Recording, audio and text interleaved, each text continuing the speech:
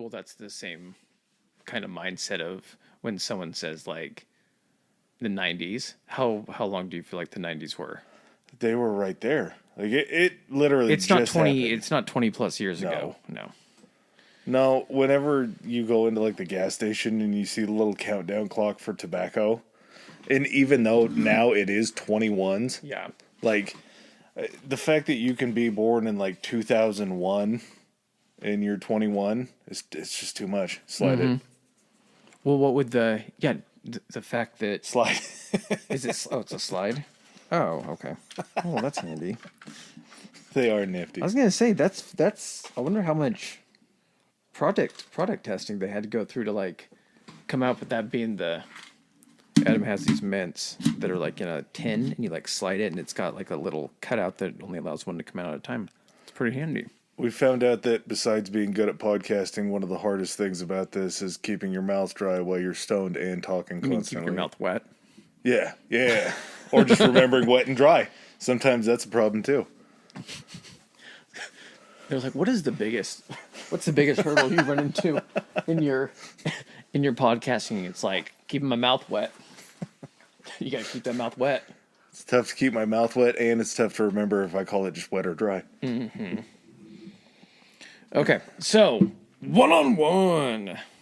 So this is another historically high. I don't know, what would you call that? Like, we do one-on-ones, but when you have two professors, is that an academic debate? Yeah, back in the day, you'd call it a duel, but neither one of us is going to shoot each other, so that's not as cool. Wow, these things really... That's what I'm saying. Yeah. It's like witchcraft going on in my mouth right now. That's strong. That's a strong flavor. Good stuff. All right, so this one is going to be a one-on-one debate of the best 2000 to 2009 movies. So 2000s, I guess you would call it. Yeah, we'd call that the 2000s. We just had a lengthy debate about that.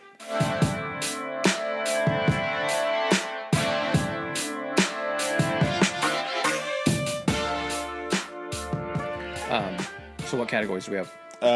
We'll start off with action, then we'll go comedy, then we'll go horror, and then after horror, we'll do another wild card just because there's a lot from that era. Like, those are just 3 genres. There's a shit ton of other stuff. So what was your mindset kind of thinking about this? Was it your favorite movies was it your favorite movies when you were in the early 2000s? Was it your favorite movie that was made during that time, or is it what you considered the best representation of that time?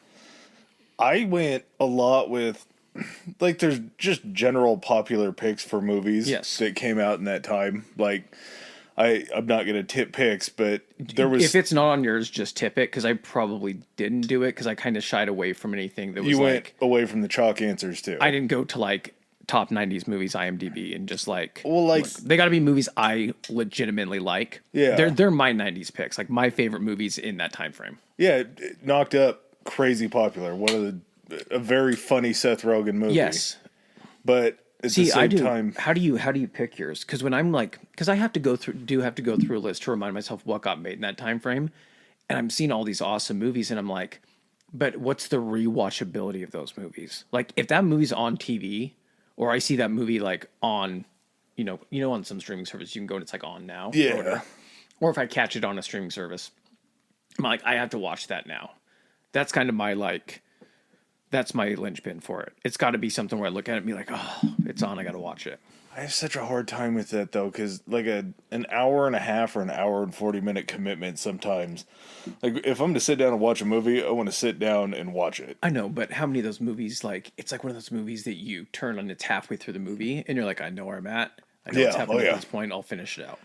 There was a certain time back in the 90s and early 2000s where... when there were no streaming services, kind of like we were talking about last night, there were no streaming services. Mm-hmm. And you had before like DirecTV and everything got all hot in the streets, you would have a channel that you would have to go to and it would scroll down through the TV guide. Mm-hmm. And you would have to sit there and watch and see what what channel was on, what show. You think that's dated? The channel TV guide came after the actual shit got printed in the paper. This is probably gonna date me quite a bit. But do you remember when the newspaper came and it had they had the actual TV guide? Yeah. But then also for local channels, the newspaper would come out and show you like the broadcasting for the week or something like that. I don't remember the newspaper. I do remember vividly going to my grandparents' house and seeing them both sitting in their like assigned chairs, because that's the awesome part about being a grandparent is you get an assigned chair. Mm-hmm. And they're different. Yep. Yep. Grandpa had the massaging chair. Mm-hmm. Grandma They don't have just to had match the at that. When recliner. you get to that age, there's no concern about like, well, that doesn't match the rest of it. It's like, fuck it, comfort first. Yep. I feel like I'm almost to that stage where I'm making a lot of decisions based on comfort. You got a lot of time left. I think there's a point where you know I do. that I'm not worried about your finite time, but I'm already entering that stage where I'm willing to go ahead and You got Dad's chair. yeah. Yeah. I vividly remember them talking because my grandpa, huge country western guy, he'd always be looking at the guide. He'd be like, "Oh, Gunsmoke's on at 7." Okay. You didn't have to look at the guide at that point. Hey, At that well- point, he had to have known Gunsmoke was beyond a 7. I think it was for like the different channels because they had them everywhere. It was like kind of almost pre-TV land when you could find all that old stuff. Do you remember walking into we talked about this, like walking into a video store, like a Hastings or something like that, and being able to burn like an hour and a half. You could just Easily. Yeah. You walk around and see what new releases are. Maybe grab one. If the one you want wasn't there, you went back through all the old stuff and rented an old classic, an old standby. Then you could walk through the video game section, see what new releases were there. Then they had all like the merchandise stuff. Yeah, Like they all had this- the old action figures and all movie the Star Wars posters. shit. I think they had wrestling stuff, didn't they? Oh yeah, yeah. That was usually as a child, like probably till 10 years old. My first trip into Hastings was directly back to where the wrestling pay-per-views were because we couldn't buy them or didn't have the money at the time. And so I would know, Royal Rumble comes out like 3 months afterwards on tape. Let's go to Hastings. Let's get it and see it. And I already knew what happened. Just wanted to see Yeah. it. And if you were inclined, books. They had comics and books. I bought quite a few books from. Captain Underpants. I remember buying Captain Underpants at Hastings. And then you had the older section, like with the pot leaf lights. And you had High Times that was back there that had the black cover over the top of it, Like they even used to though do it with was. like Playboys, and I'm sure they probably still do with porno mags. Do they still make porno mags? I think it's because I know Playboy is still around, but I think they're like editorials and clothes pictures now. Like it's not what it was. Like there's no. yeah. I Penthouse. still think you have your Hustler, your Penthouse. I mean, you know what I think it probably is too? Don't think of it like, are they making money here? They're probably making a lot of money in places where internet's pretty spotty or there's no internet. where that's all you got. You're just back. Yeah, you're back to just analog, just beating it analog style. It's life is so different now. I right. think we grew up in the right time, though. I think we had to earn a lot of our stuff. There's a lot of people now that don't know what a dial-up sounds like. There's a lot of kids that don't know about porno mags in the woods and That box or bag that you found. yep. Hey, Was yours a box or a bag? bag. Really? Yeah. And we actually kept it out there, and I remember one of my buddies stealing the gallon-sized Ziploc bags so we could zip them up in there to make sure that they were all weather and then shove them in a tree stump. Mine was in the jockey box of like an old truck that didn't run anymore. And you just go out to the truck, and Yeah, I mean, it wasn't like an extensive collection. I think it might have been like 2 magazines, but that's yeah. all you needed. You'd have them memorized. And it wasn't easily accessible either. It was at a place where my dad's friend worked. So this was like maybe we'd stop by there every 3 months. I never was lucky enough to find the bag or the box near my house. See, we made our own, and that's Everyone just pooled their resources. yeah. Everybody would either steal one from their dad or something like that, or you get one from an older brother, and then it would all just go in the cash pile. And I don't know. We could probably still go out there today. I don't know if somebody had, That's had nicked socialism it, working. but- yeah. I'm not saying it works for everything, but I'm saying right there, if you need an example of everyone pooling their resources together for the betterment of everybody. It's you giving all your buddies a good time. All All right, so getting back to the task at hand here for this. So, best 2000, 2009 movies, action, comedy, horror, wild card. You want to flip the old can? You call it this time. I'm gonna go Tails. Tails never fails. Okay, you go first. So first category, action. I gotta go my favorites. Training Day.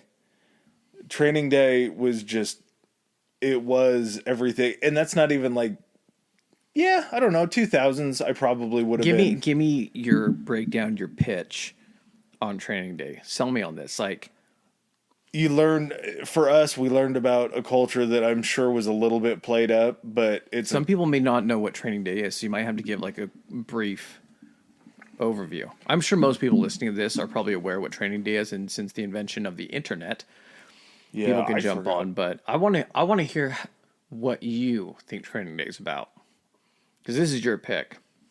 Oh, I'm thank going to go God. deep on all these. I had a little bit of a panic mode where I thought that I chose something from outside of the window, but it was 2001. Okay. So Wait. Okay, gotcha. yeah, like I thought, I had a little panic because like, shit, was this 99? Was this before that?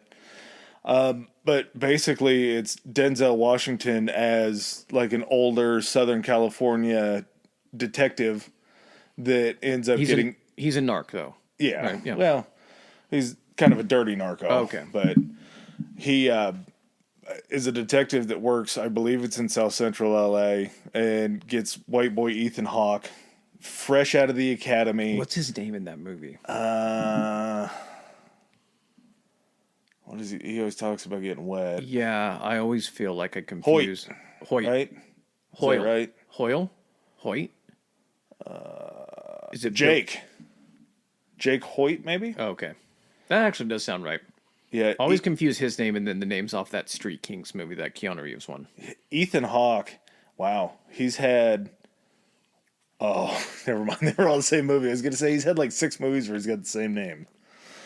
But fresh out of the academy, wanting to make a difference in the world, doesn't know where he is, gets tied up with Denzel and some hijinks, some drug activities and other things to the point to where he. Oh, fuck, I did it. I already said to the point. That's my bad words. That's fine.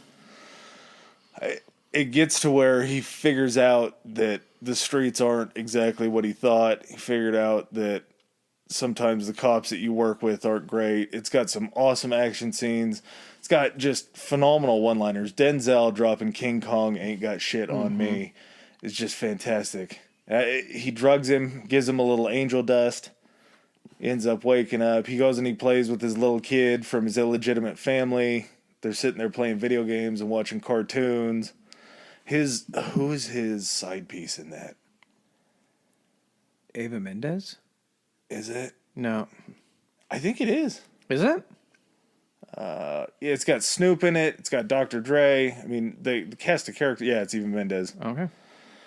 Just a full cast of characters that describes that area. Like I say, I'm sure that it was a little sensationalized, but I'm sure there's a lot of neighborhoods where it's not. Oh, yeah. Or that's probably fairly common. Yeah, that's Antoine Fuqua was the one that I think directed that, isn't he? That was his big, like, I think that's one of his tip of the caps, his feather in his cap. Yep. His training day, yeah. He just did, what did he just do? Oh, he just did that Terminalist thing on Amazon, I think. I've heard that that's decent. I haven't watched it all the way through yet, but I probably will at some point. Yeah, that's the produced kind of show, because Magnificent I Seven. read that book, actually. It's a good book if you're just looking for, like, it's cool. Like, if you don't go into it with any type of, like, trying to identify it with, like, a politicized angle and just, like, I'm going to sit here and I'm going to read an action movie.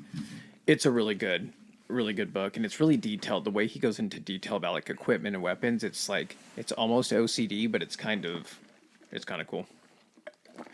But, yeah, he's a pretty good director.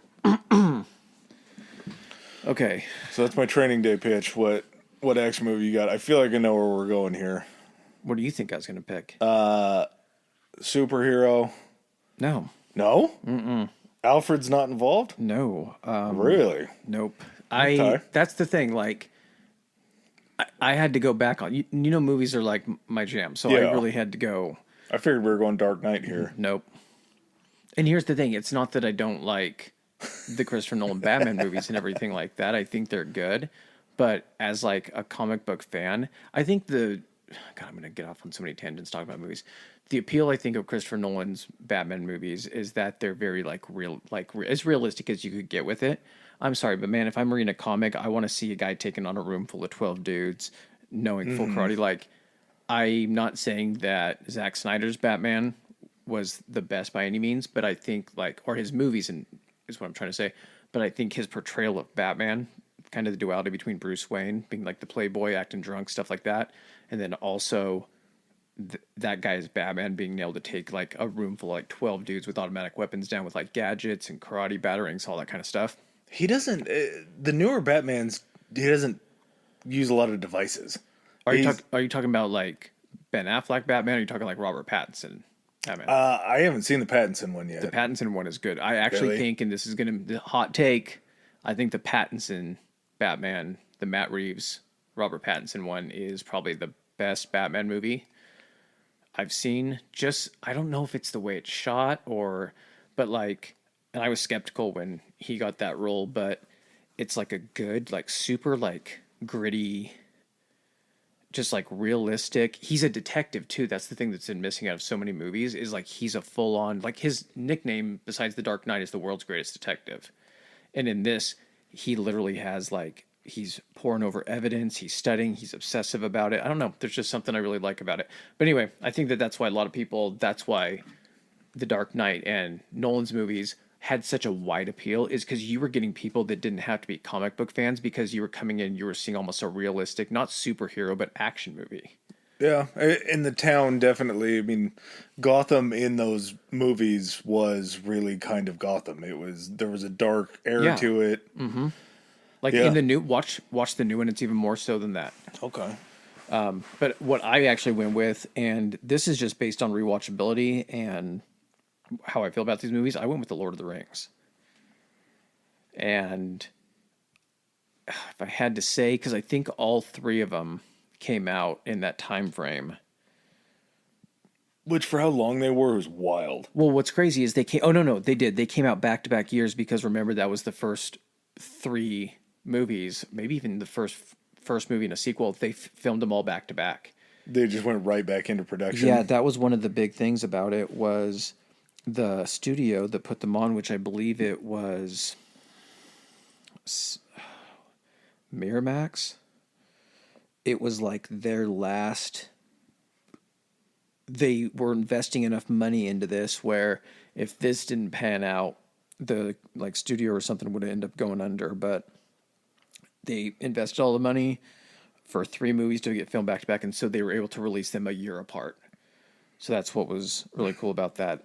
Which is awesome because every time one of them comes out, it starts the clock for the new one. Now you don't know when the sequels are coming with them. Mm-hmm. So the release dates, for the 3 movies, 2001 to 2003. If I'm going for, I have to pick a specific one, I'm going to go with Return of the King. Solid, I would say. Two Towers second, then Fellowship. They're all good. It's super hard to pick. But, I mean, I think people also forget that this was like... is close to like a Dungeons and Dragons fantasy world, just a complete geek out. Like if you've read any of like Tolkien's stuff, like it is a hard read to like keep stuff square with all the names and the languages he developed. But like they were able to take like a fantasy movie and win the, Academy Award for Best Picture. The music in it is epic. This goes back to another one-on-one we did where I like to listen to film score music. You listen to music from Lord of the Rings, that'll just transport puts you right back in the puts you in the Shire. Shire, man. Yep. With the little hobbits smoking their little pipe weed and everything. But I mean, best director, best, writing for an adapted screenplay.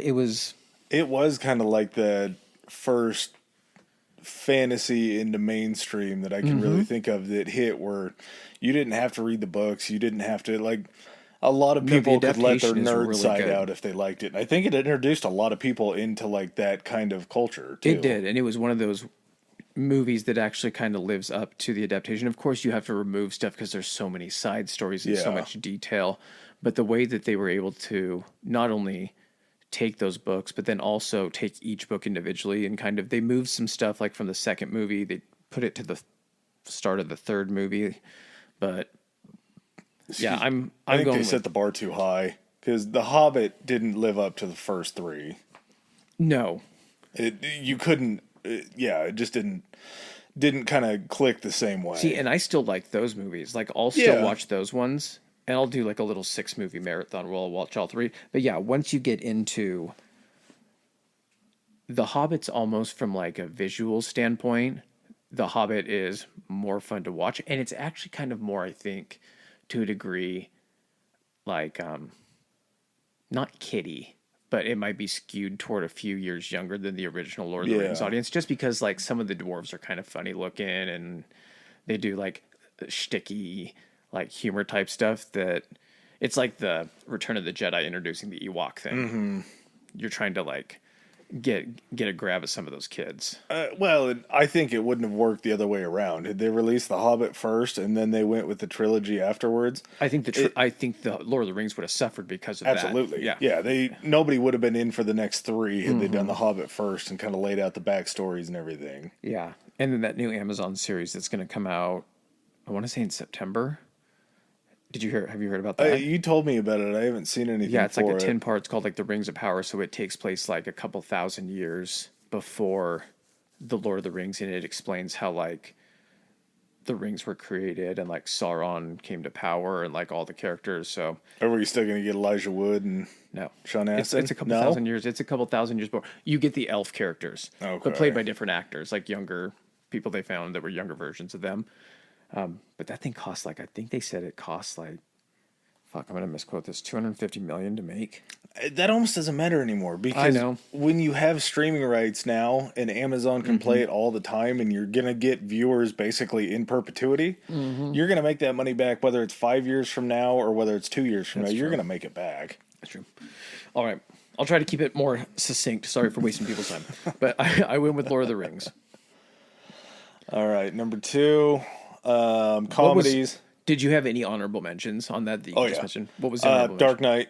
Okay. The Italian Job. I absolutely love The Italian Job. Everyone has those guilty pleasure movies that people like that movie's dog shit and they won't watch it again, but I can see where the appeal is. It's just like you can put it on and you don't have to think about it. Well, you get Marky Mark, Mos Def, Yeah, just Charlize pretty much Theron, anything. Edward Norton.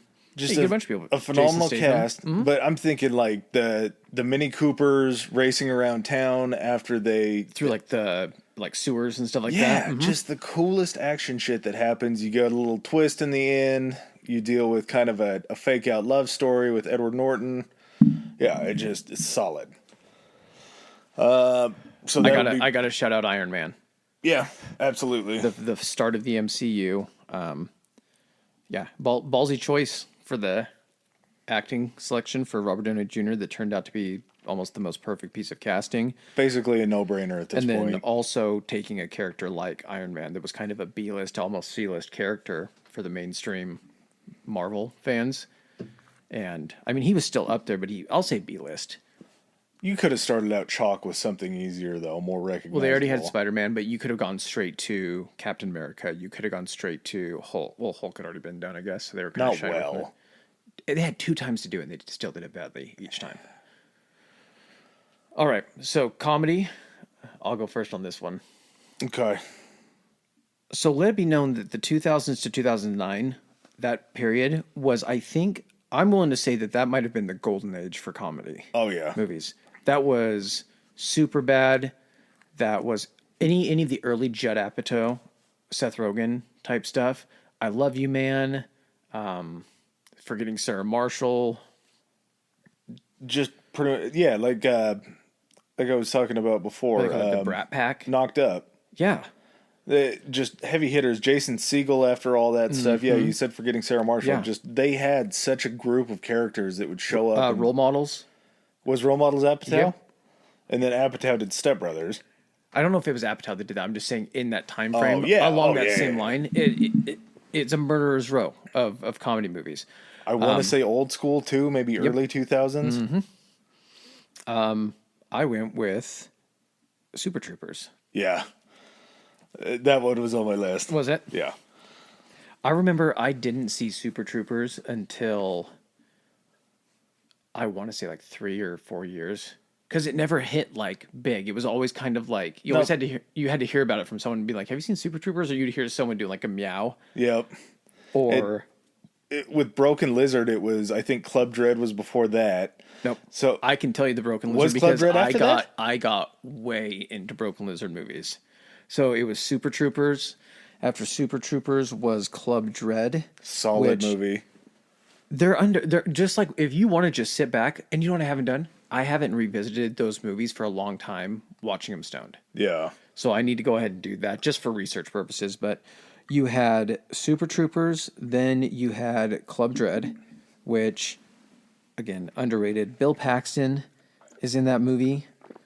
Coconut Pete, he's playing like a weird ass like Jimmy. It's like a Jimmy Buffett. I don't know how like a yeah. Like I would say Jimmy Buffett's yeah, perfect. a Jimmy Buff character that has his own like vacation island. All right, let's think. It was also. I think I saw Super Troopers after Club Dread, so I would have been just like you. Oh, right? really? Yeah. Okay, so I saw Super Troopers first, and then that's kind of what introduced me to it. So it was their first movie was Puddle Cruiser, which is just like it was super super low budget little one. Then Super Troopers, then Club Dread, Beer Fest.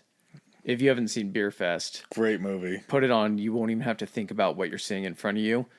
It's mindless. It's hilarious. Slam and Salmon.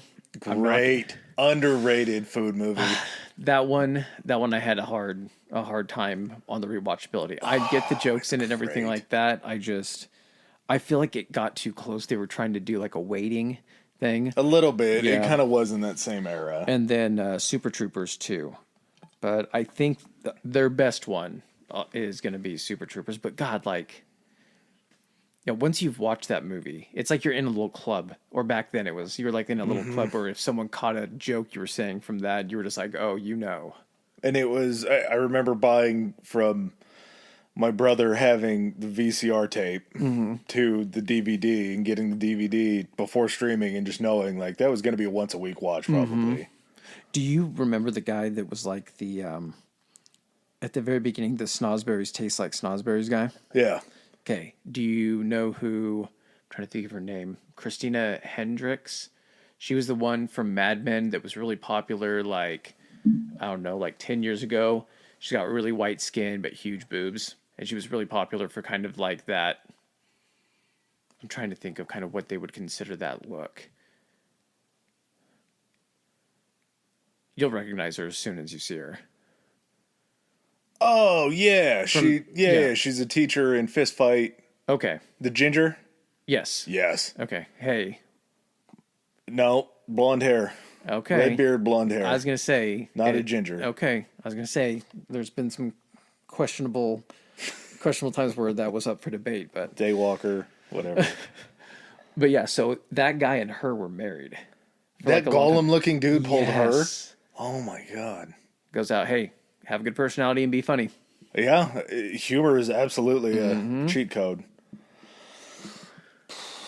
All right. What'd you go for best comedy? I'm gonna have to go niche pick on this because we already mentioned Superbad, pretty chalk for something. Somebody will say Role Models also pretty similar. Have you seen How High? Method Man, Red Man. I've never sat and watched the entire movie. Okay, so just to lay it out, Method Man and Red Man both don't know each other yet. They're in the hood. Red Man's trying to move out of his mom's house. Method Man wants to basically become a horticulturist and start making his own strains of weed, even though he's already got it going on in his He's got apartment. aspirations. Okay. So they both go take their GED exams and their SATs, show up. So Red Man is wanting to go ahead and do this to be able to get a job to move out of his mom's house. Yeah. Okay. And the whole thing is just so funny. Just the little quips that they put in there. And they do these little fake ads for pork chops at Chunky. So do on they have to TV. go back to high school technically? No, they've already graduated and Okay. all that, but they still have to go get their SATs done to make it into college. And before this happens, Method Man's best friend ends up saying that he's got a date tonight, and he tells him just this awful setup of if something happens on this date, I'll always be your buddy. Like if I die, if I fall out of a burning building, if I get hit by a truck, I'll always be there for you. Ends up, date goes bad, falls asleep, lights his fake weave dreads on fire from the blunt that he falls asleep watching TV, gets killed. Method Man takes his ashes, puts them in the fertilizer for his weed plant, and his buddy's name's Ivory, so they call it the Ivory.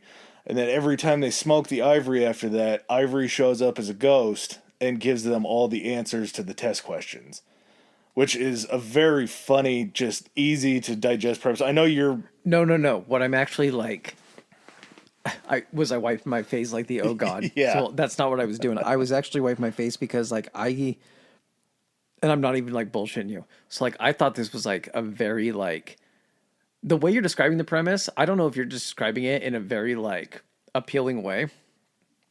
But now I feel like, oh, there's a lot more to this movie than I initially gave it credit for. I thought it was just like they have to go back to high school to do something, and they just get into, hijinks ensue of them doing just like stupid stone shit. But no, this actually sounds like this is a plot. Yeah.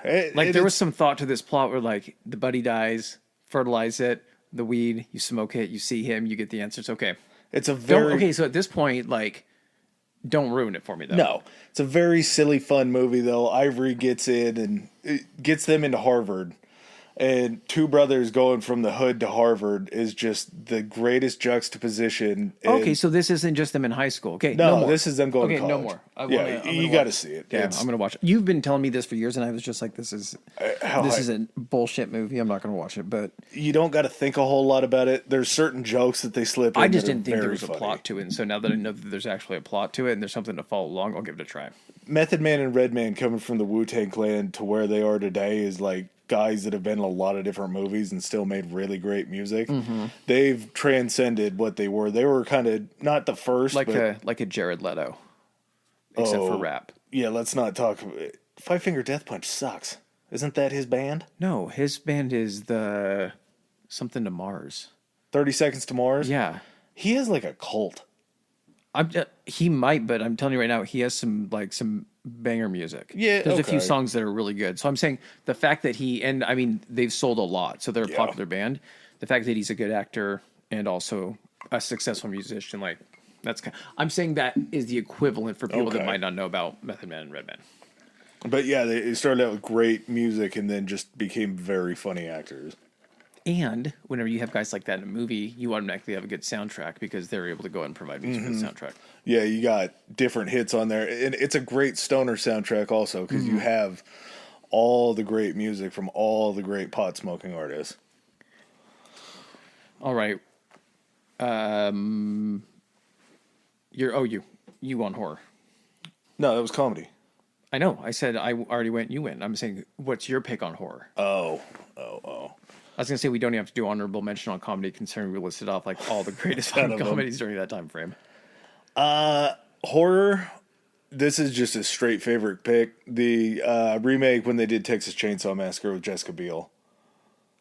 It was out in the middle of nowhere. It had a great plot in the beginning with the girl that they pick up. Like, are you a horror movie person? Not a giant horror movie person. Like, I like the jump out and scares and something with a decent plot to it. Like, The Ring never really appealed to me. It just wasn't great.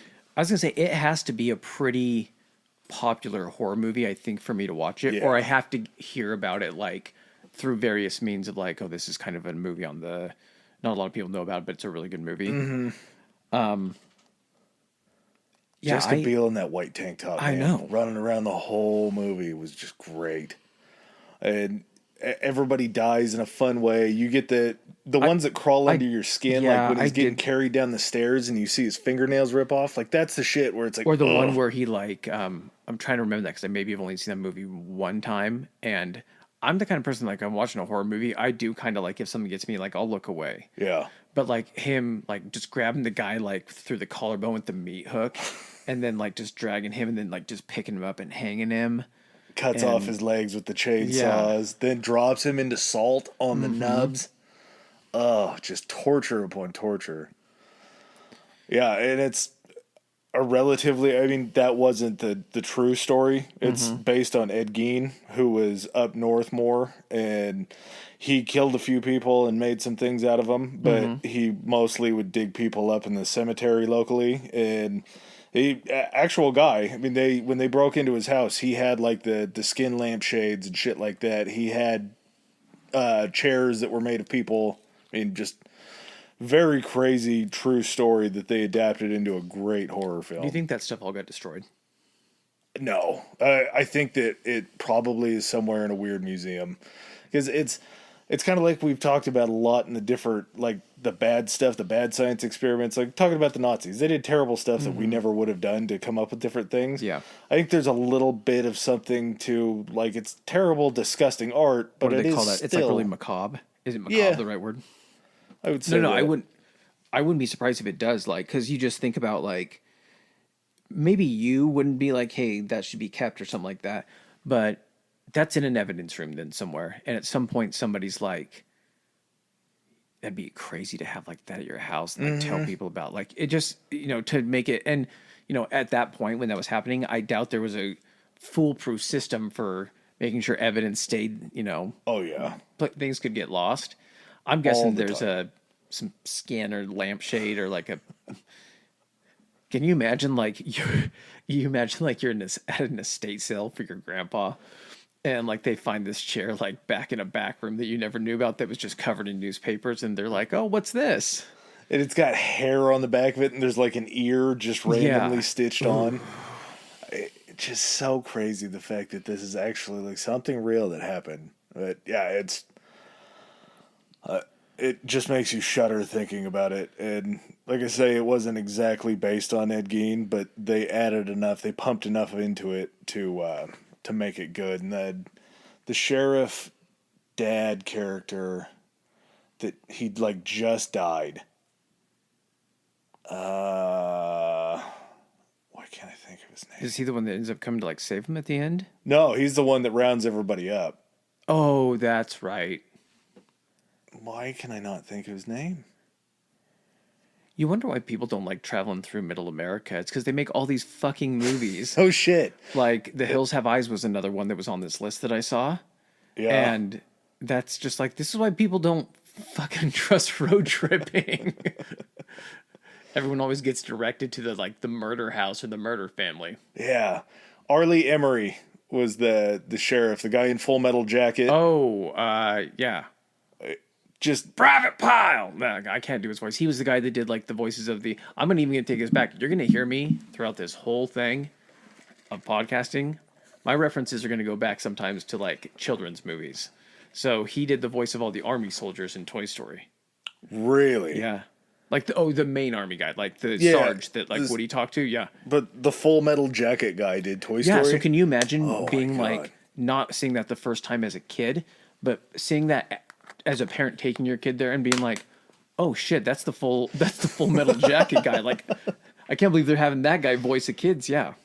Yeah, you're getting to a generation that hasn't seen it yet. I'm sure when they see Full Metal Jacket, like, why does that guy's voice sound so familiar? Yeah. Oh God, Toy Story. Making that jump and being so shocked by that. Yeah. All right. I thought I had mine, but I might have to switch to my second choice. So I was going to say 30 Days of Night, Good but one. I think I'm going to have to go with Hostel. Yeah, Hostel's a solid. How, if no one, they've made probably like 12 sequels to that. It was one of those movies that like they were able to make on the cheap, the initial one, but then they could just continue making sequels because it was such an easy premise. Well, and the first one was very good. The first one was very good because it was the first story that was like this. So basically, two guys, I want to say two guys, are traveling across like Eastern Europe or backpacking across Europe, and they end up staying at this hostel. And then through some means, they meet two girls or something like that. They get drugged and taken to a club, or they get taken to a club and drugged. I'm doing a horrible job of explaining this. But then one of the guys or one of the girls goes missing that night and gets abducted.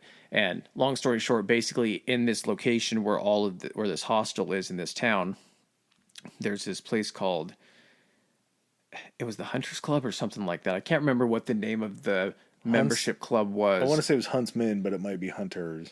It's the Hunts. I think it's the Huntsman's Club. It's something like that. But anyway, coming to find out, their friends get kidnapped, and what they're basically doing is people come from all around the world that are members of this club, and they bid or get to pick these people that these travelers that they pick, and they get to basically torture kill them. So whatever means they want to do, they're provided with like rooms to do it and all the tools, and they basically just get to pay a ton of money and then torture and kill these people. And just like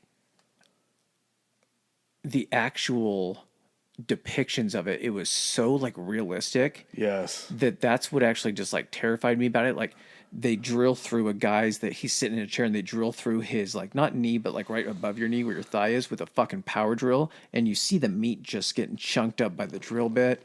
One of the guys gets his fucking Achilles sliced, and then the guy like tries to get up to move, and in that second the camera shows the shot of his Achilles separating. He falls down. Yeah. A girl gets her fucking eye pulled out, and then they have to fucking clip the eye off on the ocular. Like, that, I would never, like, I didn't have a lot of plans to backpack through Europe at that point, but what do you think that movie alone did? I don't think it helped their business because there's hostels everywhere. I know. What I'm saying is, how badly or how many hostels do you think were like little mom and pop places? Most Just of them. because of people got shut down or put out of business because they couldn't get people because so much fear. Like, that's terrifying, man. Well, then it only takes one after the movie where something bad happens, where it's just Mm-hmm. like, well, maybe the movie was a little bit right. Then nobody wants to stay at hostels. Which, It's a fucking terrifying movie. yeah, The realistic, not the real, like, maybe that is realistic. I don't know. I've been to Eastern Europe. I've heard some crazy shit about Eastern Europe. they party like, hard. That, you know, that could really happen. It was just close enough to maybe being something that could happen. Well, and then you see later, not spin-offs because it wasn't the same, but when you go to like the Purge is kind of the same idea of like rich or wealthier people being able to catch poorer citizens or people from a hostel like that, Yeah. and then torture and kill them. It Most dangerous it's game. fantastical and everything like that, but it's this fantastical play on what people feel are real fears. And what that fear I think plays on is it's not so much the elite like hunting people down, it's the power. The bloodlust too. Yeah, the power that they have, knowing that like if it chose to go this way, those would be the people that stayed in those positions. And that those kind of like power gives you that bloodlust, that desire to kill. My desire to kill, I don't know if that's supposed to be like bred into you or something. I just have zero desire to kill. Yeah. Like it's not there. Hunting's not really my bag. I used to, and I've talked to like my dad about this because I grew up hunting. Mm-hmm. So, and this is gonna sound, I don't know if this sounds stupid or not, but so like I grew up hunting, and I come from a family of where I think hunting talent probably skipped a generation. So my grandpa was like a very good hunter, and that sounds weird to say. Dad Like, got skipped. yeah. So when I say a very good hunter, like he was a good shot and he knew where to be. So I'm not saying he like could stalk animals and read tracks or anything like that. He knew the area well enough where he hunted, and he was a good shot, so he could always usually get something. Like yearly, even when he was old, we would go with him and we would have to take him to his spot, sit him down. Here you go. Here's some food. Here's your water. We'll be back to get you around late afternoon. And then he would be back there. He'd just be fine chilling. So, oh my God, I completely forgot where I was going with this. Oh, the hunting thing. Yeah. Okay. Sorry. He would always usually get something, and then like they would be gutting it and everything. And I was just like, yeah, that's not, I'll be back over here doing it. And they did it so casually, which I get. If you grew up doing that, you see it as just like meat, which I can also see now. And I could probably help out doing that now with that mindset. I'd just rather not. Yeah. But we never got anything.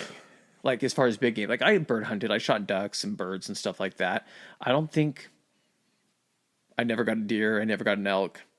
I liked being up there was my biggest thing. Being out in the woods and doing that, the experience is great. Yes. Not necessarily the killing. So I kind of just got to the point where like now I'd rather go camping. But I remember one time we were out, and this is gonna sound dumb, but we were out ground squirrel shooting. Oh, done it plenty of times. Yeah. Rock chucks, yeah. Yeah. And so we were using 22s. I shot one and I went up on it, and the thing was just sitting there with all of its gut, but it was like still alive and everything like that. And I just looked at it while I was doing that and I killed it. But just in that like 10 seconds, I don't know, it felt like a long time that I was watching it. I was just kind of like, do I need to be doing this? Yeah. Like, am I getting enough enjoyment? Because like that, I looked at that and I was like, I'm fucking depressed now. And I'm like, I'm not going to get enough enjoyment continuing to do this to offset if I come upon something like this. Like if I were to go shoot an elk and I came up and the thing was struggling and I had to put it like, Yeah, it's I'll eat it. If my dad's gotten a couple in the past, he can make a burger out of it, a steak out of it. It's delicious. I like it. I can view it as meat and everything like that, but I don't need to be part of. once the that life process. is out of it, it seems to kind of fall into the meat category. Like Yeah. butchering something, I'm fine with. Yeah. Skinning things, I've done a few times. Not my favorite, but not bad. I've always thought, just to try to outdumb you, I've always felt like I have this weird, like, kindred connection with bears, just because they're kind of big and doofy, and I'm kind of big and doofy. See, that's kind of a tricky thing though too, because I think like anytime like you've seen, like I think bears are a weird thing. We keep getting off on tangents, which Yeah. is fine. But I think the thing with bears is people have such a, you're so inundated with bears as a kid, teddy bears and stuff, all these soft, plush, safe things. And then when you start seeing bears in cartoons, they're funny and everything like that. And then, you know, you see funny videos of bears in the trash and bears running away and trying to get in cars. But like, they're fucking terrifying and they will kill you straight up. Like, even a small black bear. Yeah, I hear what you're saying. I don't know if that would happen to me, though. They're everything about them would be going toward killing you. Like your hands and your feet. Like what damage are you gonna do physically? None. To a bear. We're going to hang out. I'm going to hold my arms out, and we're going to hug. See, but you've also been to like Bear World where you're able Yes. to like go to like a. What I'm saying is there's a misconception of like what bears I think actually are. I told you about my bear love there, didn't I? Yes, but like I'm talking About the one that I fed and the one that Yes, I'm talking about bears in the wild. Anything in the wild will not look at you and be like, "Oh, hey, you've held one of my cousins before." I'm not. No, it will fucking kill you and it will fucking eat you and anyone with you. I got it.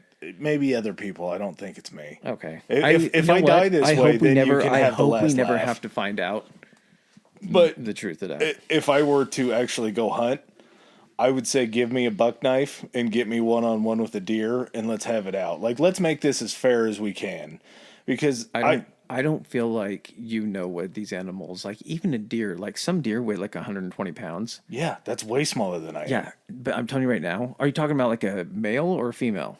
It depends. I mean, how big is my knife? But it's just a fair fight at that point. Like a high-powered rifle from 100 yards away to ping an I'm animal. not saying it's not. I'm not saying that is fair or anything like that. What I'm saying though is that I think you're underestimating like an animal has just pure survival instinct, and it doesn't have like if it's going to be like fighting for its life, it's not concerned with anything else except probably killing you. I don't. But I'm not I going to say will you're be not going to too. kill it. I'm not going to say you're not going to kill this deer. What I'm saying is that you're going to like it's going to cost you to kill this deer. Good match. Okay. Good match. That meat's going to taste so much I'm better. kind of disappointed that this is never going to be able to be something we put to the test. Well, it's like when we were talking about doing the boxing match with the orangutan. I still feel like if you strapped him gloves on and me gloves on, him and I could go a couple rounds. I don't believe that. Well, I guess we'll find out The one day. strength of primates is the insanity, just the insane strength that they possess. They rip just shit off your body just for the fun of it. I'm a primate, I'm not too. going to get into this. Okay, We'll all get right. into this at a different point. All right, so me wild card or you wild card? Honorable mention on wild card, Saw. Saw was great. Saw had a very little budget. It was That's another one of those horror movies where it was mutilating, but it started out. Is this I a wanna wild card say- for you or is this No, this is just a Runner-up in horror. horror, okay. Honorable mention.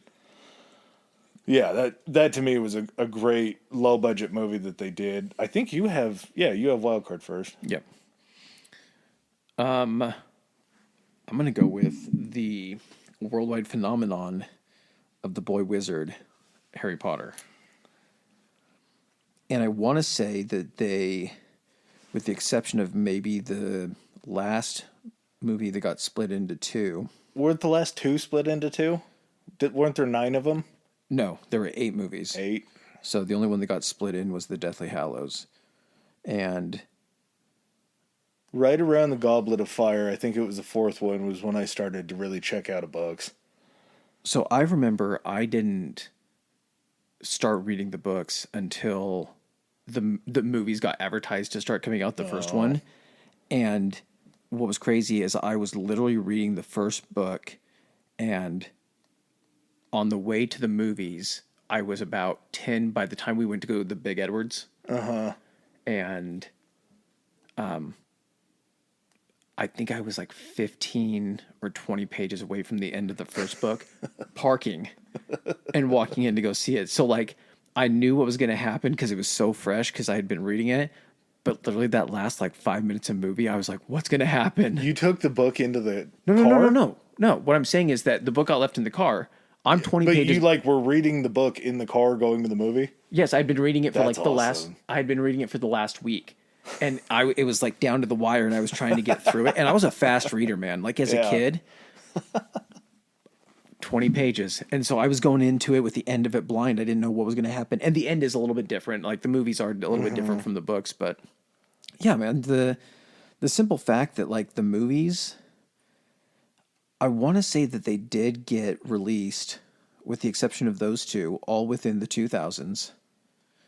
And I think Harry Potter, the 2-parter too, was like the Lord of the Rings. They did it one year on Christmas, and then the next one was the next year on Christmas. so, yes, it was almost, it was, so the first movie, 2001, then 2002, then 2004, then 5, then 7, then 9, then the last two, the Deathly Hallows, were 10 and 11. I'm still counting them because most of them came out within that time frame.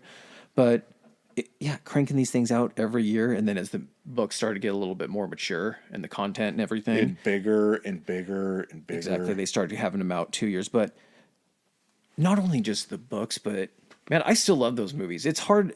It's kind of tricky for me to watch like the first couple when they're really little kids, because that's when their acting isn't great. And you know that Hermione turns into something different, and I try not to think of it she that way. becomes a woman, so it's weird. And I love Emma Watson. Yeah, and I she's don't. You know what? great. And the other thing is I don't need to feel bad about saying that, because I don't love Emma Watson like that in the Harry Potter movies. yeah, If you really think about it, isn't Emma Watson like 32? How old is Emma Watson? she's got to be right around us. Because seeing her at that age, I think I was seeing her at close to my age too.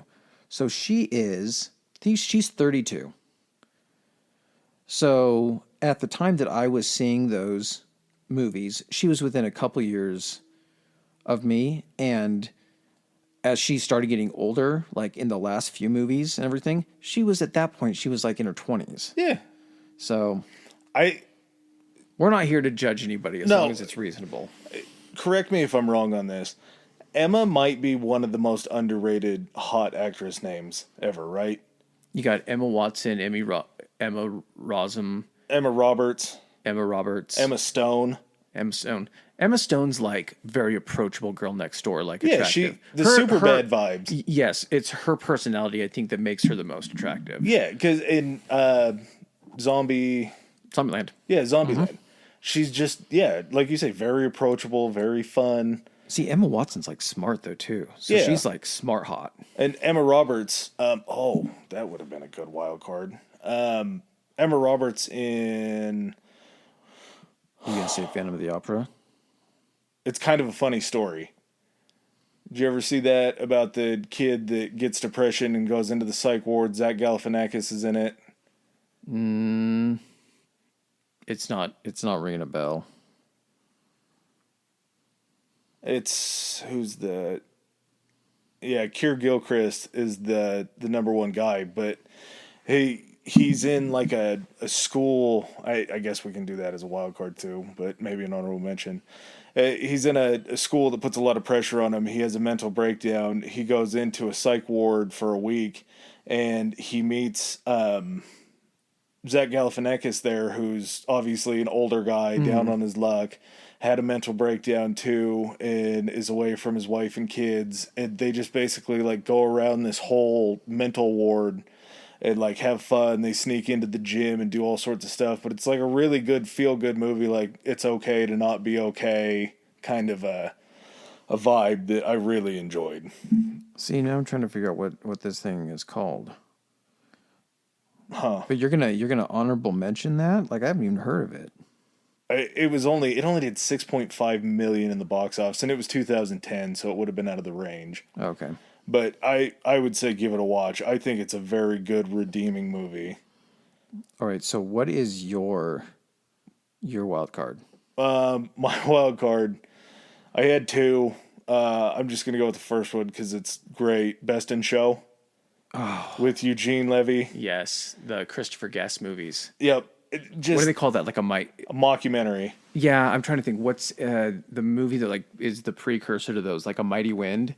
Yep, A Mighty Wind. Because that has some of the same characters from it, right? Mm-hmm. It's Eugene Levy and basically a lot of the same people that are in Schitt's Creek. Yeah. Yeah, I can't remember what the mom's name. She was the mom from Home Alone.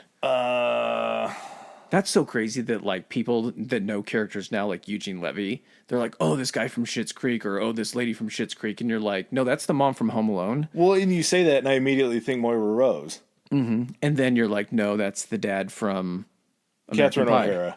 Catherine O'Hara, that's right. Yeah, she's Cookie. You have Fred Willard in it, who's always funny. Mm-hmm. John Michael Higgins and Parker Posey, the two that do the commenters or the commentators in Pitch Perfect. Mm-hmm. Oh, Elizabeth Banks and what's the guy from? He's the brother in John Michael Higgins.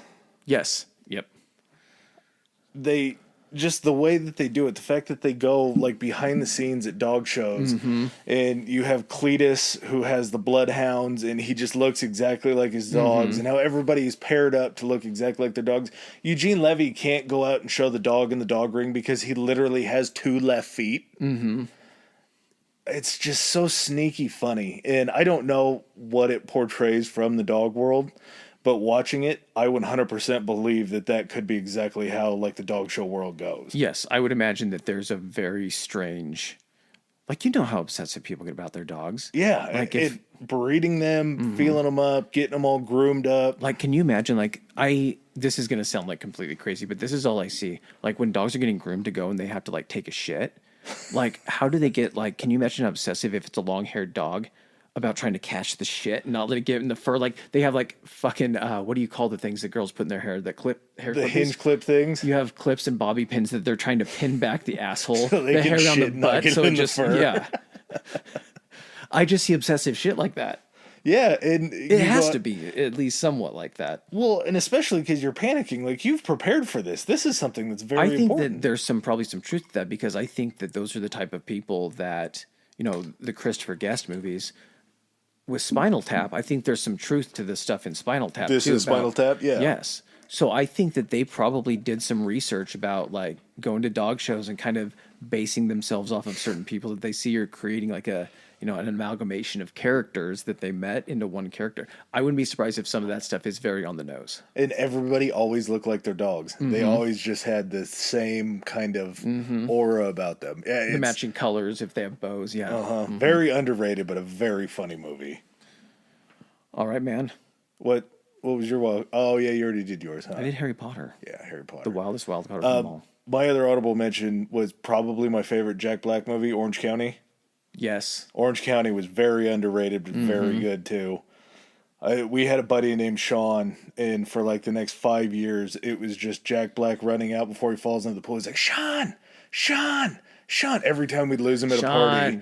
Let me squash some of your piss. Or or the part where he's trying to explain about the fire. And he's like, yeah, she was like, I'm going to burn this mother down. And she said it was an electrical fire. It was an electrical fire. Should have seen the circuit breaker box like the freaking 4th of July. Where are your pants, John? Or Joe. He's like, what's your name? He's like, Joe Johnston. They have to go to the Stanford admissions guy, and he takes the Excedrin before, and it was ecstasy. Yeah. He goes, why do you keep your ecstasy in the Excedrin? He's like, EE, it's the same thing. Oh, Yeah, 2000s was solid. I feel like comedy probably was the strong suit there. 90s, I would say maybe action movies, which we'll get to do in the 90s because they had their own great things. I just figured 2000s, like the 2000 to 2009 is just such a great range for stuff. it really is. Yeah, it was right before, I think we touched on this before. It was when you basically had to studios had to pool all their money into their like big summer blockbuster movies because there was not a streaming option. There wasn't not big money, but like I guess big money or ratings in series. Like Sopranos was probably I think around this time, maybe a little bit earlier. It was. But that was kind of like that was a gamble by HBO to be like, we're going to spend all this money on a series, and then it panned out, and then you had other stuff happen. But Not many people had HBO. HBO was you had to pay for it. Yeah. So you were as an extra service. So you'd spend your money going to the movies, seeing these big these blockbusters. But yeah, I think I'm willing to say that this was probably the strongest decade overall for movies. good chance. Especially now. I mean, the 70s were also great. 80s were pretty decent. When you get into the Blues Brothers, Ghostbusters Overall, just age, the amount of gold and content that was top tier, I think. Because this will be our generation's kind of golden age for comedy for sure. All right, man.